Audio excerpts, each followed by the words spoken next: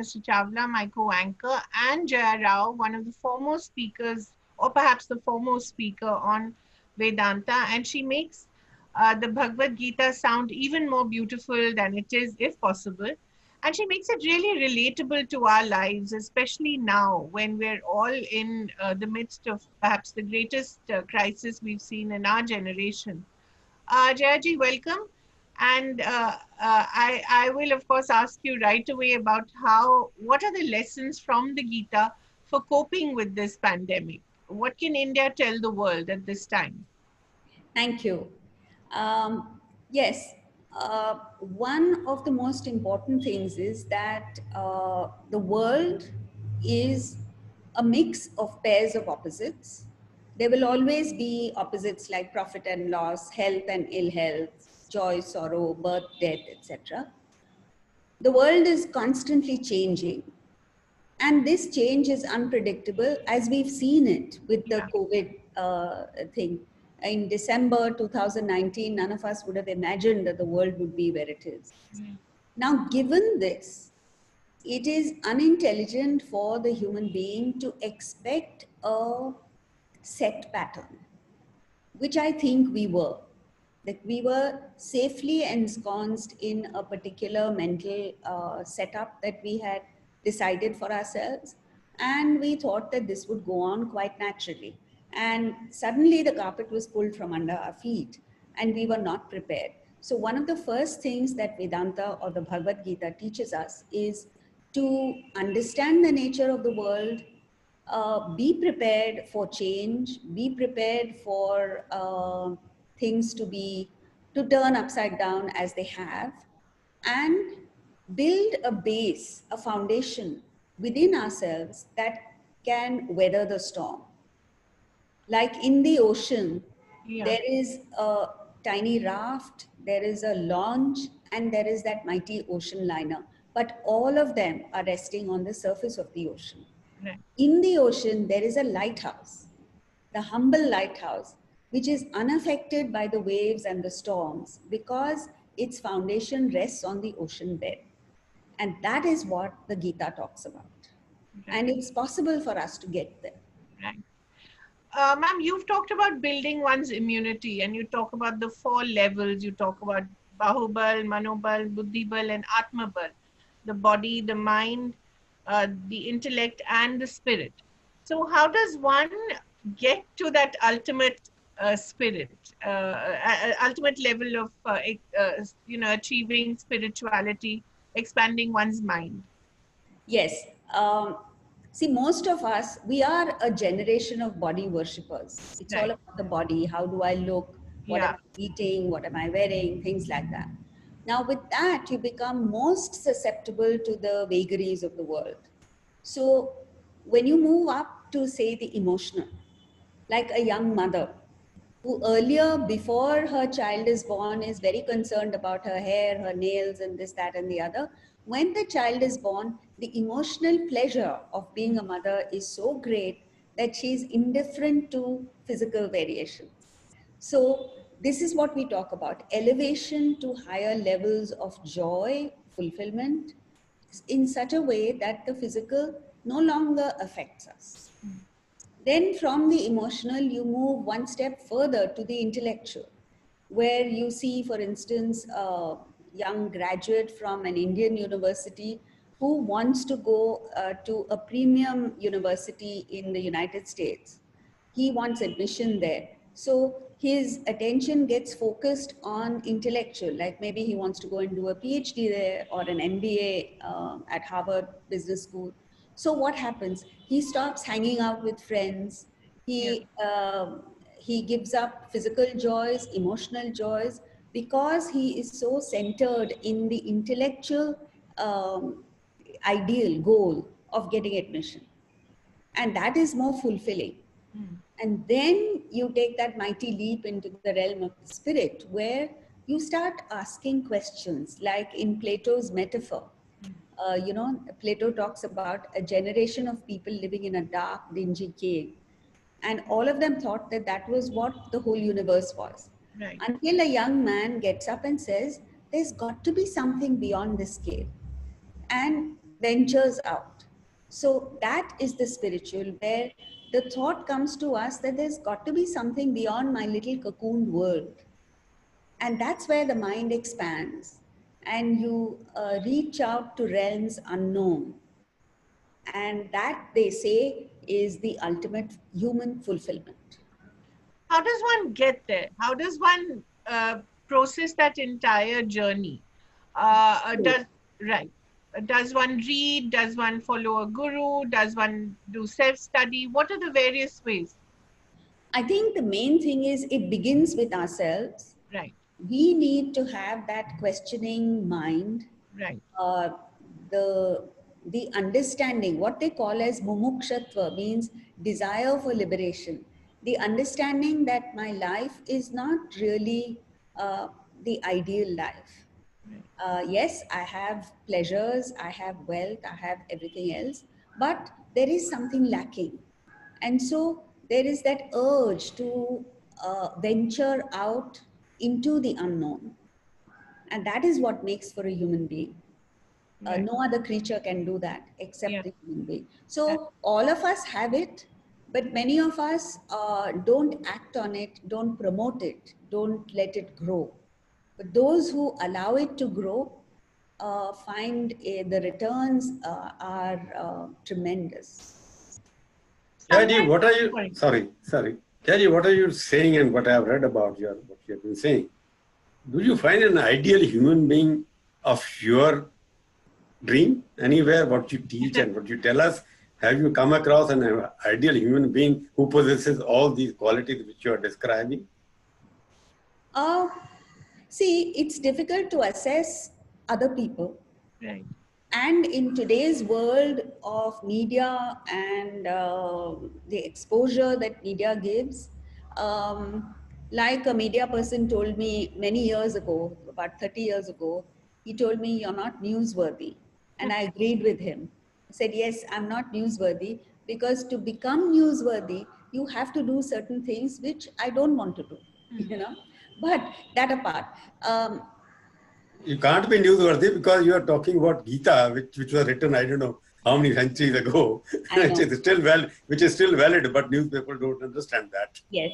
No, coming back to the perfect individual, it like it is said in English, you need to be a Milton to understand a Milton. So even if a perfect person were in our midst, it would be difficult for us to find him or her. And even if we do, it is difficult to convince others that here is a perfect person.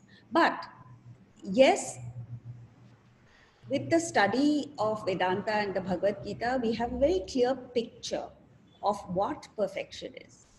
And we can strive towards that perfection.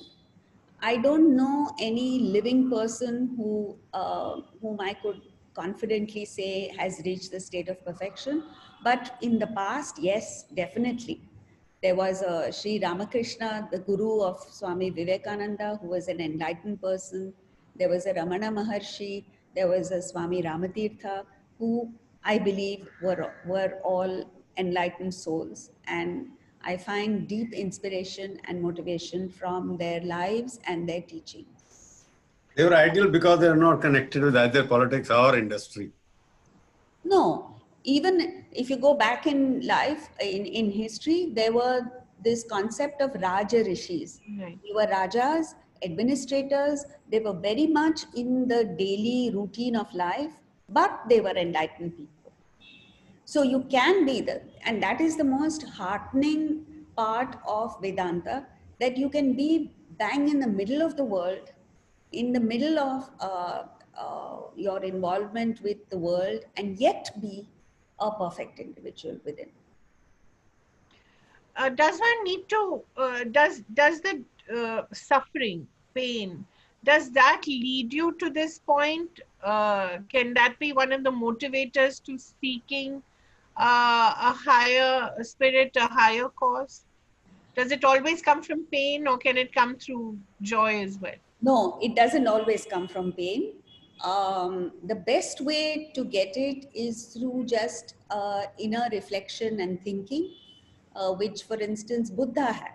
Right. He didn't have to go through any pain himself, but he had it in him. And in fact, his father tried his very best to keep all Yeah, signs of pain away from him, exactly. but he couldn't. Right. And so, even without experiencing personal pain, he had that tremendous motivation and drive within him. But yes, what you're saying is true in modern times, particularly.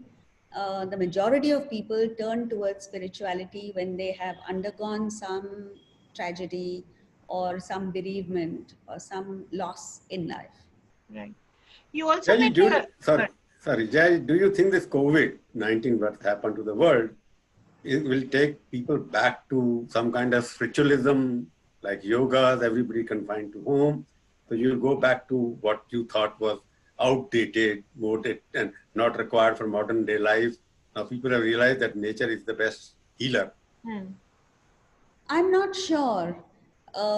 In many ways, I feel it is a temporary hiatus, and when things get back to normal, they will probably resume their earlier life with a bang, with more enthusiasm. But yes, there are people who have who have used this opportunity to do the things that they never found time for and which they wanted to do.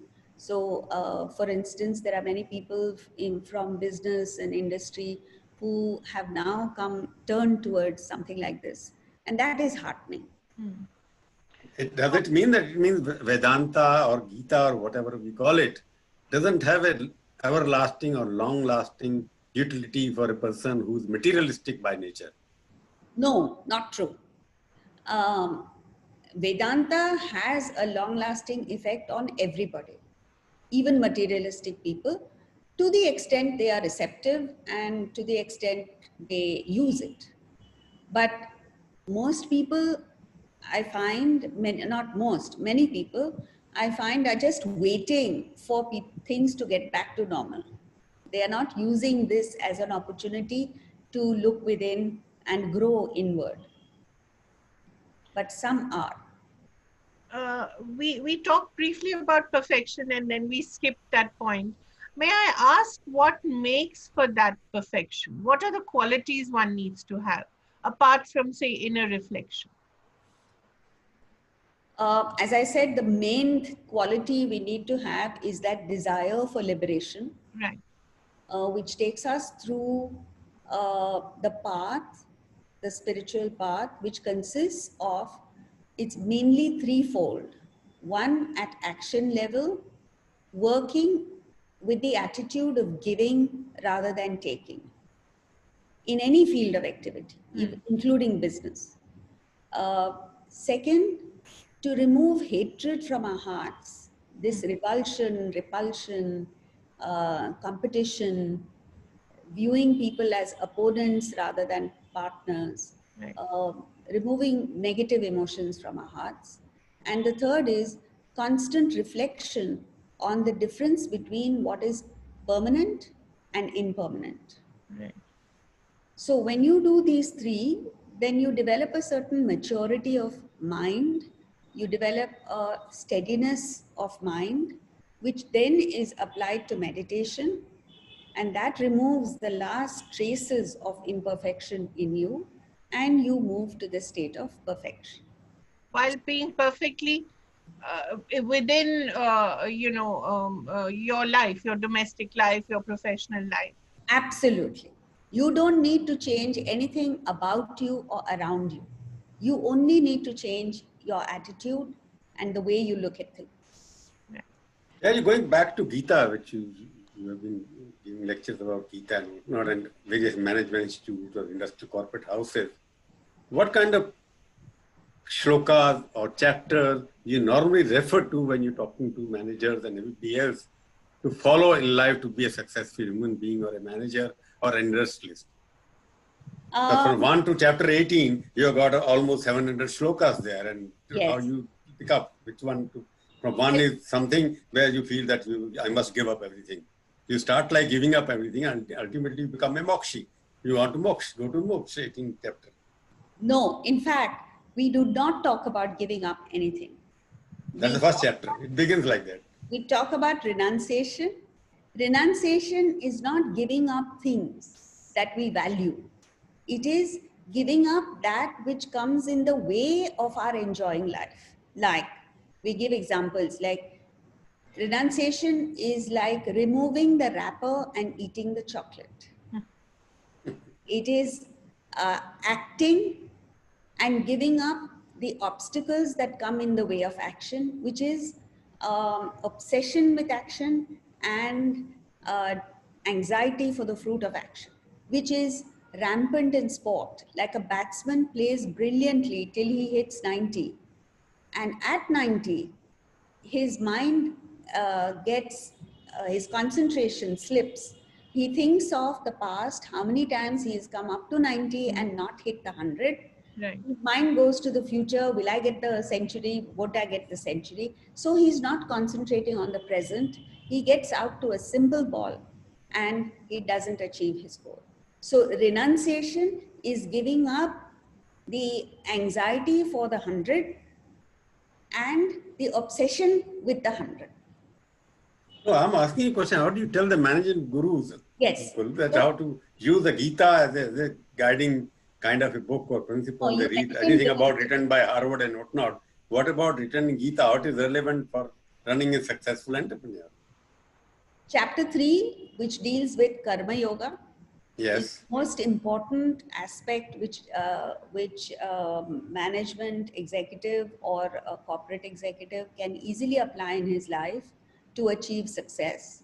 In fact, verse 30 of chapter 3 gives the prescription for perfect action.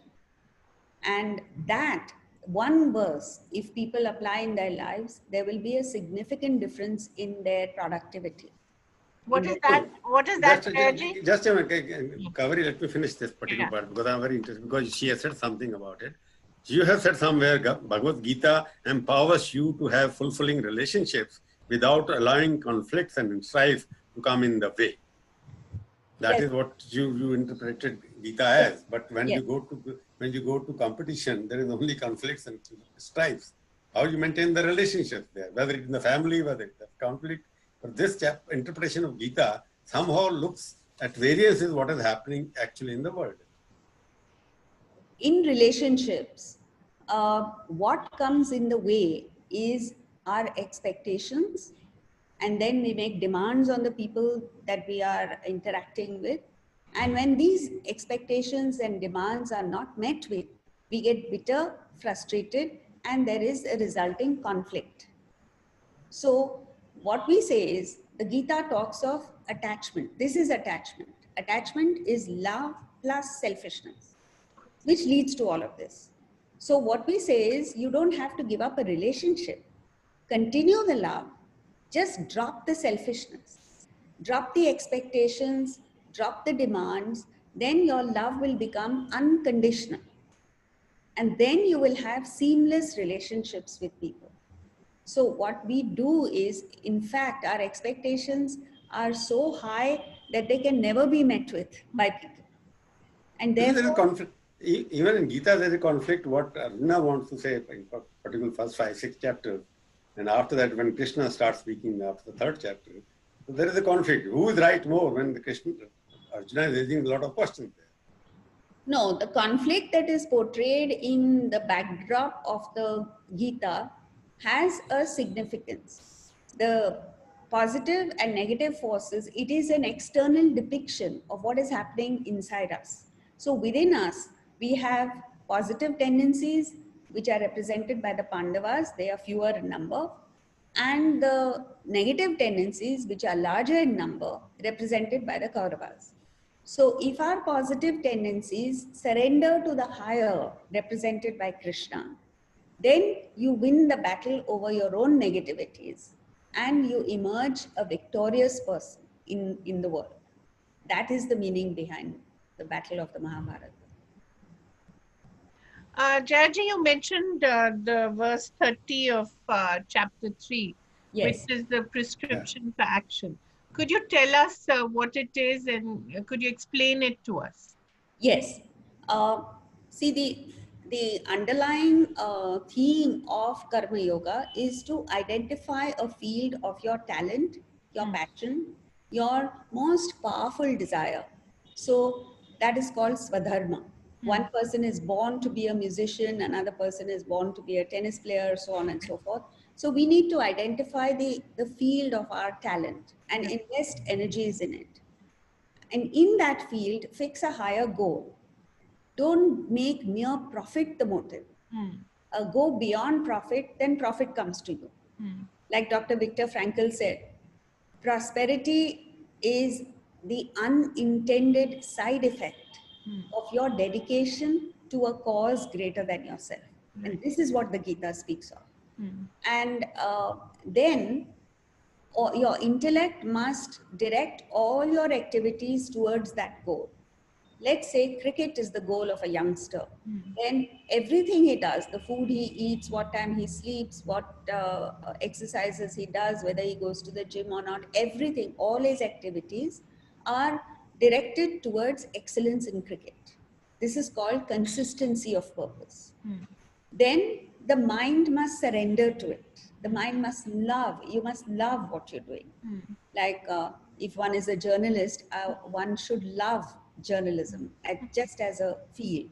Yes. So when you love it, then you generate energy within yourself, and the body must act dynamically.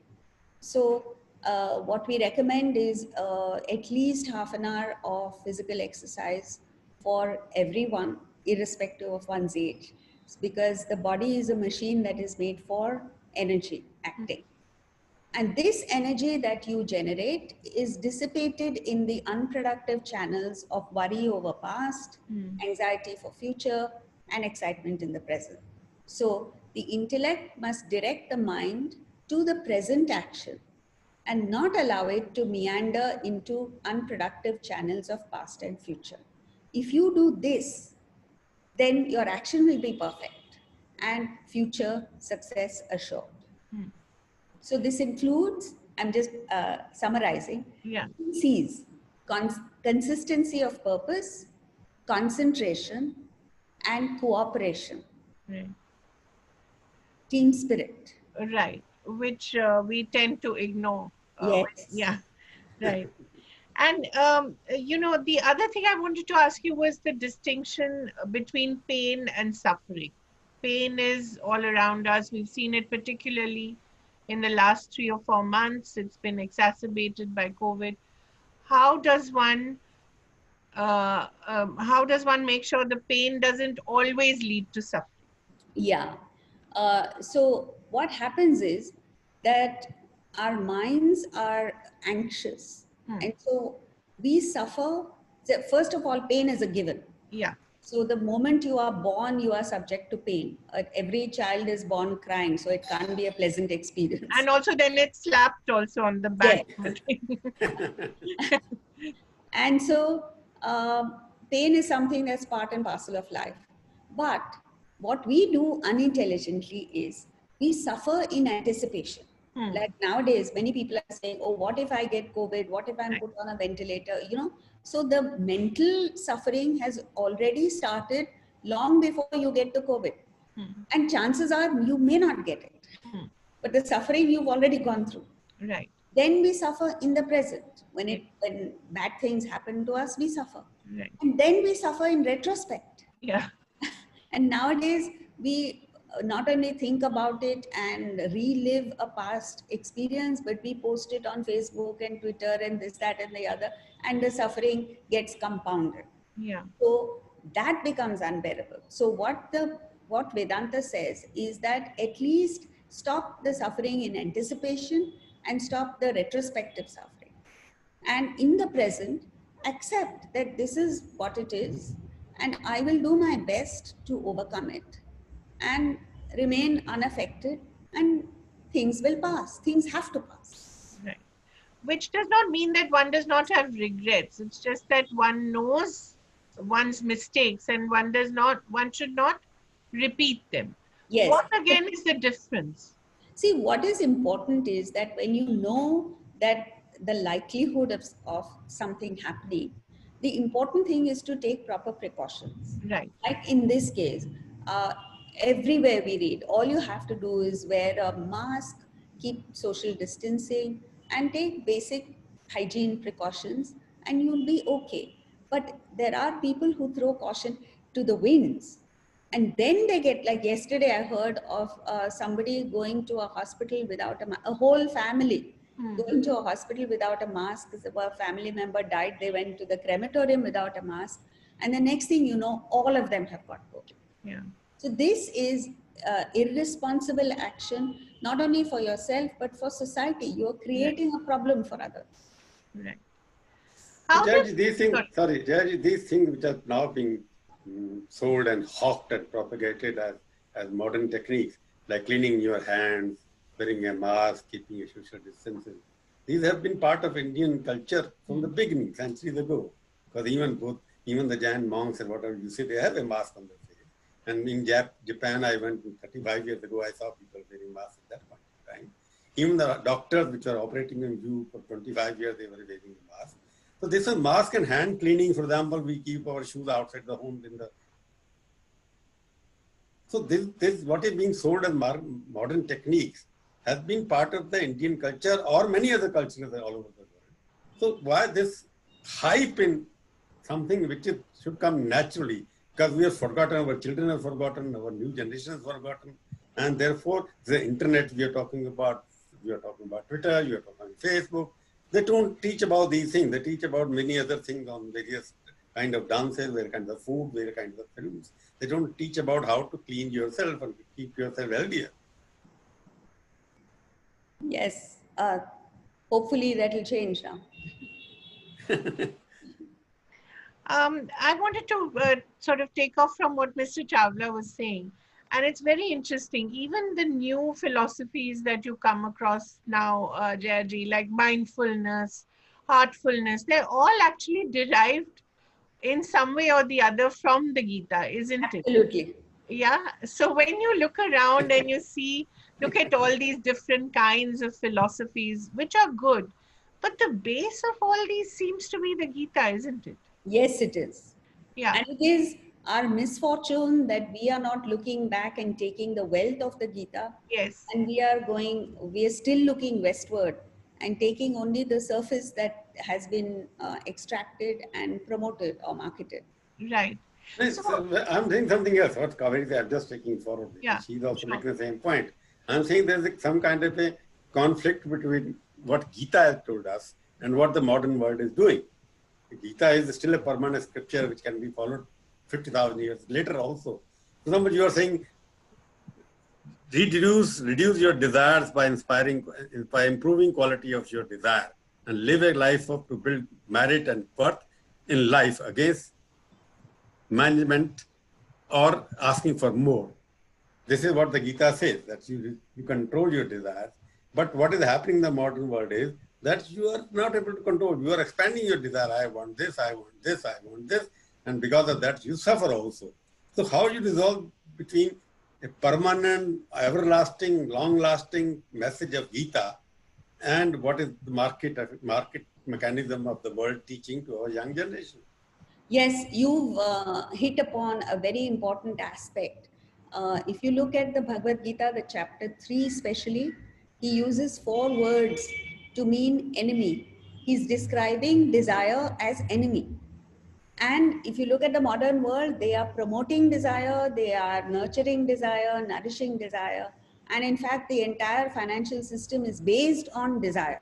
Hmm. So when we talk of the Gita, it is like the people have to bring about a complete change in mindset. So what we say is, and this is what the Bhagavad Gita says, you can by all means have objects of desire, but never desire it. And when you take desire back to its origin and understand that desire comes only from ignorance, all you need is knowledge. Once you gain knowledge, the desire will automatically go. Then there are people who are, because when, see, truth has an impact. For However, example, COVID, for example, suppressed your many desires. You wanted to go abroad, you wanted to go on holiday, you wanted to go on cruise, you wanted to have the best food. This Gita, which was permanent lesson for all of us, when we are able to suppress your desire during those 120 days we have been under lockdown, What you are saying, it will come back with a bang.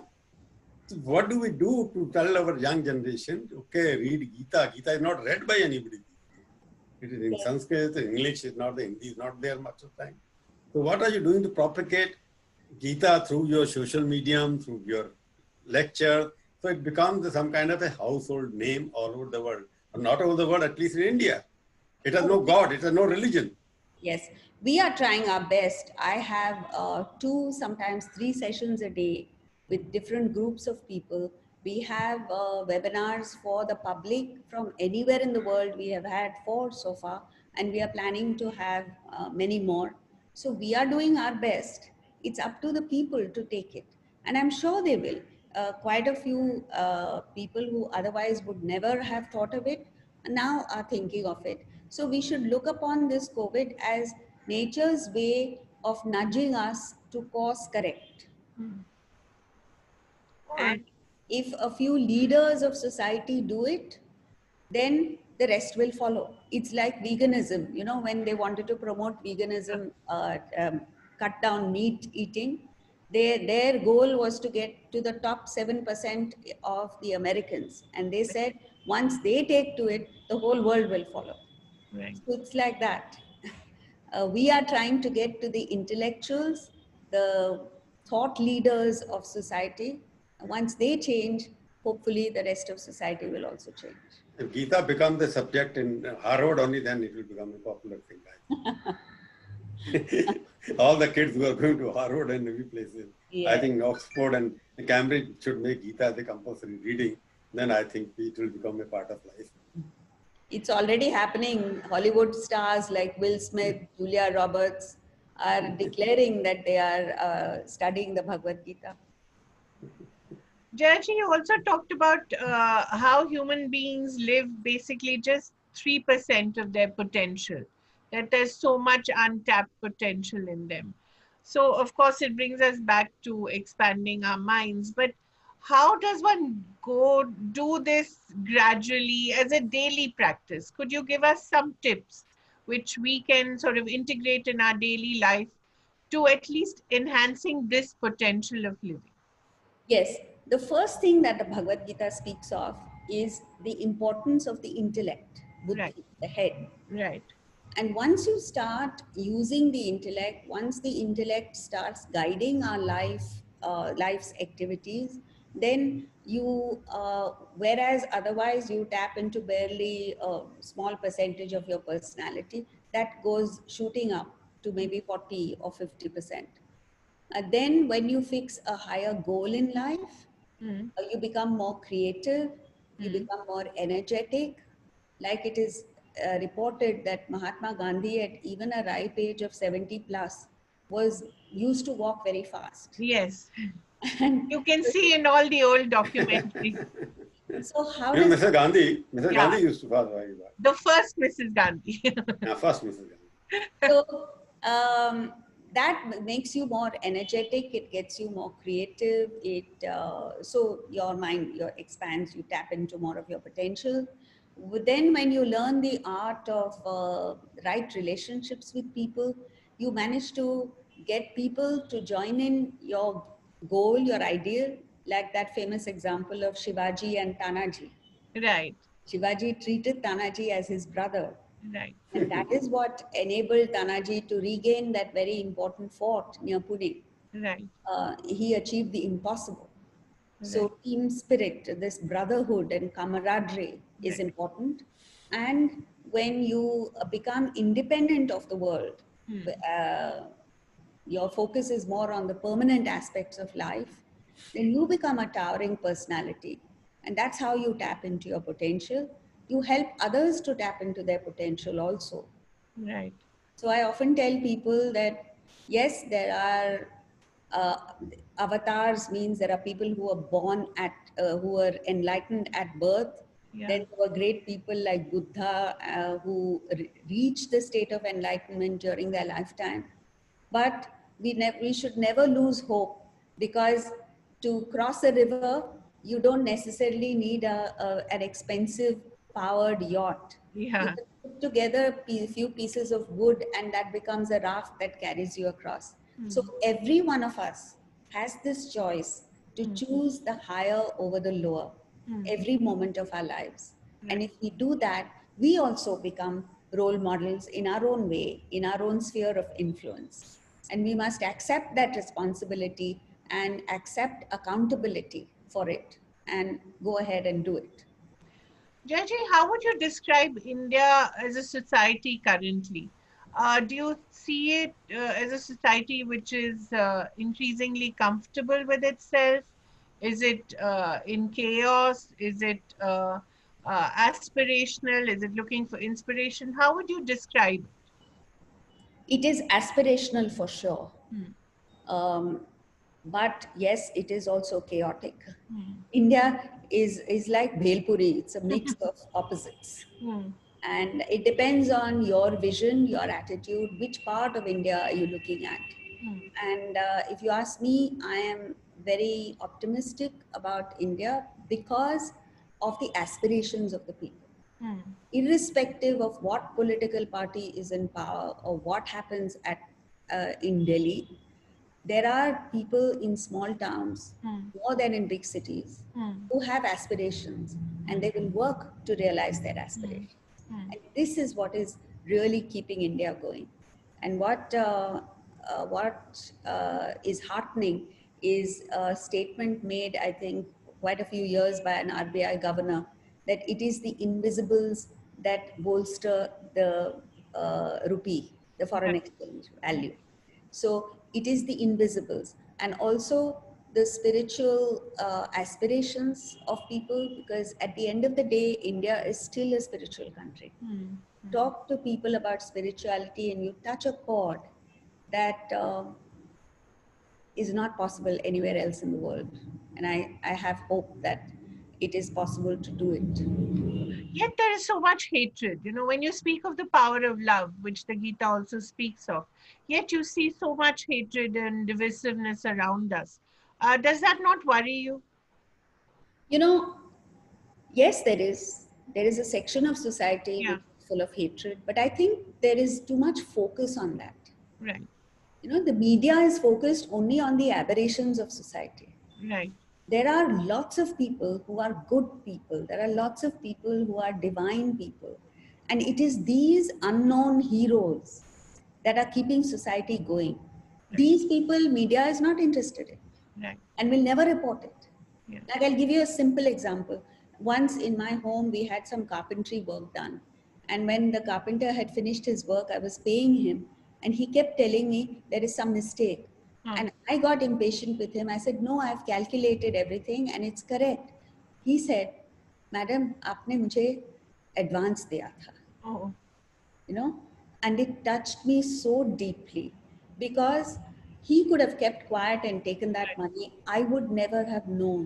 Hmm, So, because he pointed it out, I said, it was meant to be yours. hmm, So take it.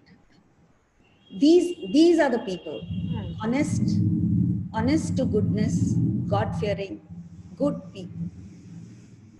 Yeah, the problem is that media is being blamed for everything No, bad in the. I'm No, not no, blaming no, India. you are right. I'm not blaming you at all. That we are blaming for what, because this is what people want to read. What is the negativity about all things? Positivity is never read. There are very few people like you who are doing some positive work. But the question lies here, if you go by the Gita itself, sometimes you find contradictions there itself. And at the one time you're talking about, okay, you have to give up everything, and at the end of it, you are telling him to kill your own people, karm karo apna. It is very difficult to understand. Society is also like that. There are people who are doing their karma, but there are people who are doing karmas to take revenge from somebody else, to regain what they've lost. So it is part of the Gita itself. So where do you balance the society? COVID, for example, I thought first time in my lifetime I've seen something which has almost equalized everybody, rich and poor, together. So this should have been a lesson for everybody to rethink how they are recovered. Now they're still interested in selling various varieties of masks, various varieties of ventilators, various varieties of sanitizers, everything you get advertising. My sanitizer is better than yours, how it is designed. So every opportunity of sadness or depression or disease is being converted into an opportunity of making money. This is not what the Gita says. Yes, But see, this is true in any society, that the really good people are smaller in number, but they are more powerful. So, as long as you have that critical mass of leaders who are thinkers, who are visionaries, you're safe. Then at least there is some kind of leadership. So I think we should aim for that. Aim to have leaders in society in every walk of life who are established in higher values, and then the rest will take care of itself. But the good and the bad has always been in the world. Even during Krishna's time, the horrible things happened, Mm. you know. So as long as we are optimistic and positive, and each one of us does our bit to promote what is good in society, I'm sure we'll be okay. Can we talk about how you feel India has dealt with this crisis? When you look at how we dealt with the lockdown and with the pandemic, I'm not talking about the numbers, but as a society, how do you think we've dealt with it? I think we've done well, considering our limitations, considering the huge population, considering the poverty and the slums that we have. We haven't done too badly. If you compare with the United States, for instance, which had all the resources and still they had so many more deaths and so many more No, cases. in terms of psychologically, emotionally, how do you think we Oh, um, I don't think we've done badly. right? So there Uh, must be some innate spiritual immunity that we must be coming with that yes, has we do. helped us cope with this crisis. Absolutely. We have this. Right. Particularly among the poor, we have it. Yeah. It's a sense of, but is it a sense of negative fatalism, or is it something more positive? I think it's positive, where people understand that yes, challenges will come your way, Mhm. and all you have to do is face up to it with courage, and it will pass. What for you is the greatest lesson of the Gita that we need to imbibe currently? The one lesson. If there's just one Yeah. thing that we need to learn from it. You know, when, as I think Mr. Chawla mentioned, there are so many things after the lockdown, that Yes. things that were taken for granted were not available to us. And yet, life has moved on. Hmm.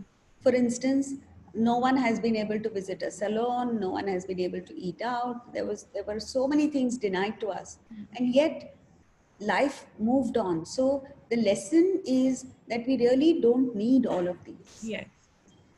And if we, like for instance, home cooked food has been so good for us that many people have lost weight, many people have become more healthy. Healthier, Yes. Healthy. So the healthier, thought healthier. arises that why do you pay through your nose to eat in a five-star hotel to ruin your health? Right. So Gita's lesson one, the reduce your desires. I think that is much more valid now. And it has helped us to turn inward and look Yeah. at other opportunities to be happy. Right. And I think that is the greatest lesson. Right. But happiness itself, how would the Gita define it? How would you define happiness? Oh, I'm so glad you asked this question. This is my favorite topic. The Gita gives a formula for happiness that Oh, is outstanding. And oh, it says happiness equals number of desires fulfilled divided by number of desires harbored. okay. So, if you follow this, then you will realize that the numerator really doesn't matter. How Right. many desires you fulfill is immaterial. Right. What matters is the denominator. Right. If you systematically bring down the denominator, your happiness increases. And if you bring that down to zero, you hit infinity. Wonderful. Don't I think harbor that's, desires. Don't harbor desires. Okay, thank you. Ms. Chawla, any last question No, before thank you. closing? I think that's a wonderful note on which to end this Yeah. conversation. Yes. Thank you so much for your Thank Thank time you. and Thank you for so much. and for all the lessons. And we hope to have you again soon. Thank you so much. Will be Thank you. pleasure. Namaskar. Namaskar. Namaskar. Namaskar.